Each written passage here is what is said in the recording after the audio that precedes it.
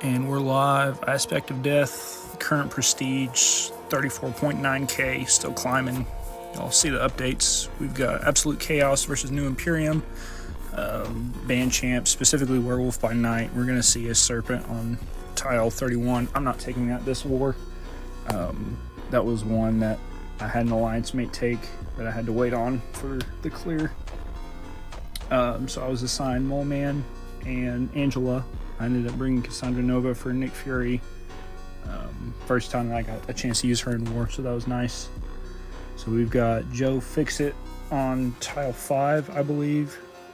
Yeah, tile 5 was the first fight right here. Ended up just going without advanced power boost or even the skill boosts. Moleman's tough enough that he can handle it. Moleman last season was my absolute favorite champion to use. Been a fan of him for a while. Got to pull him from the Omega Days event way back when. Got him up to SIG 200. And excited when I finally saw that he was featured as an attacker. Yeah, there really wasn't a whole lot to speak of for this. Just trying to knock him down, trigger Frenzy, get that big special 2. The Unstoppable Intercept I didn't used to be as good at until I learned how to use Deathless Thanos. Then I realized, hey man, this works for Moleman as well. Fun little trick we got to use. Yeah, so he goes down pretty easily. Pretty standard Moleman fight there with any science actually. So now we're going to go into this Nick Fury fight. I was initially going to be using Moleman for this fight. Dust is who I absolutely love for this fight, so I requested my officer that I could bring Dust instead of Gentle, who I was bringing for synergy.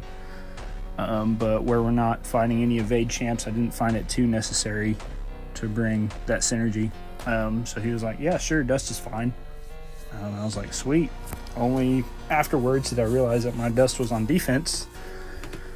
And then I saw some gameplay from Cassandra Nova that she almost completely shuts down his second life, and I was like, you know what, if we're going to be able to cut that down, that's going to be awesome.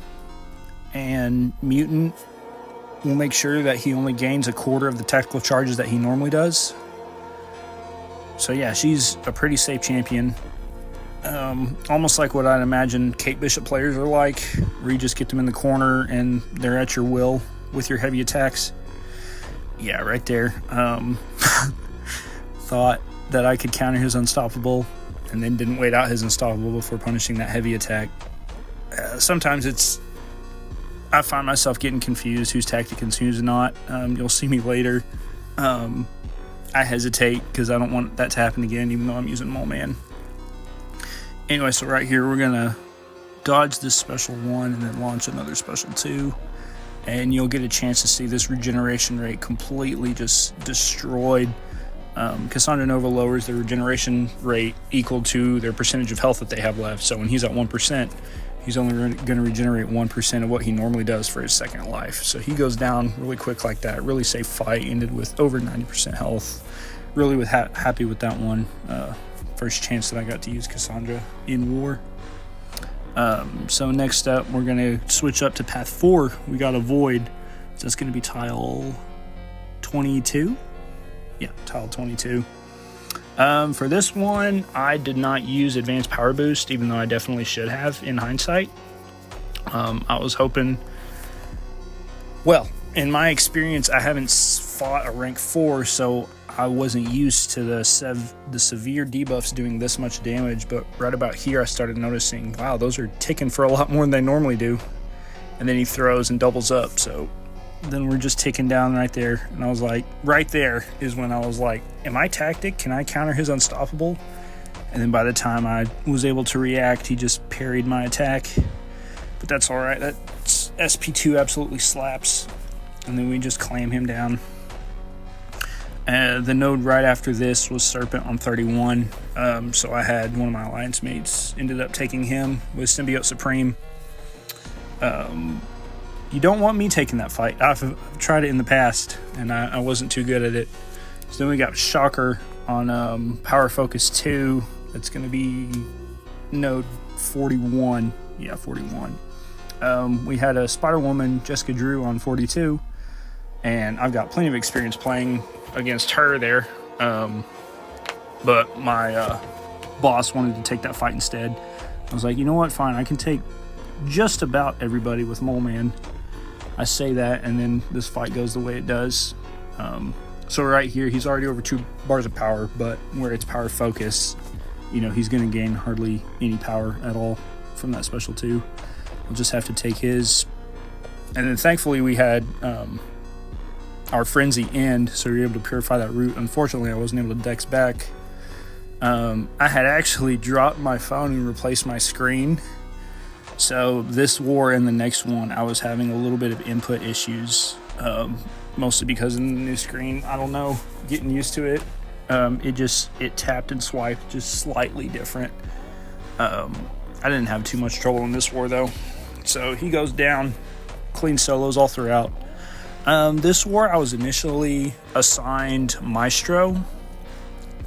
He was only rank 2, and I haven't used a gem on him, so he remains unduplicated. So my boss was like, hey, if you know of a better counter for this, you know, go ahead. And I'm like, well, I've got rank 3 Angela, Sig 200. She can remove his armor, and she's pretty much all physical damage. He was like, hey, if you think it works, it works.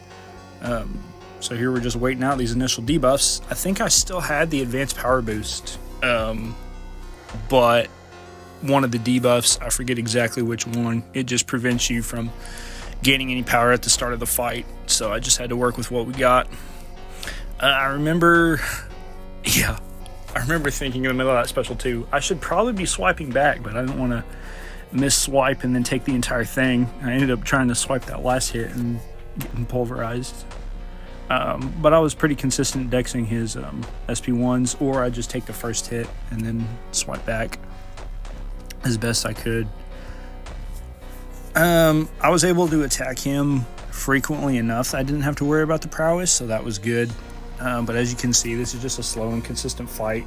Angela is more or less pretty tanky, and Solvarch isn't necessarily a nuke either way. I still can't learn him in Battlegrounds. I know there's a million different ways to play him. I pretty much only use him against the mutants, and then I'll use his SP3 rotation with the big burst at the end. But on defense, I just primarily try to rotate between dexing his SP1s. That way I don't even have to worry about the fractured power bar. As annoying as it is, you never know what they're going to throw once they're over 2 bars. So I just much simpler if you only bait SP1. Yeah, so he's going down just fine. And where we're at Sig 200, all I need is 3 debuffs on me at all times, and it completely shuts off the hazard shift. So that's been really nice for this entire fight. I don't necessarily need to be immune to any of these, but that's why I've got her and Crossbones both ranked. I enjoy not having to worry about debuffs. So we went 5 for 5 this war, no deaths, all solos, thankfully. This was a really, really tight war. Our battle group only had 2 deaths. Our total alliance had 12. We ended up losing by 2. It's rough. But when you're pushing masters, you know, every little bit counts. Well, see you guys for next war.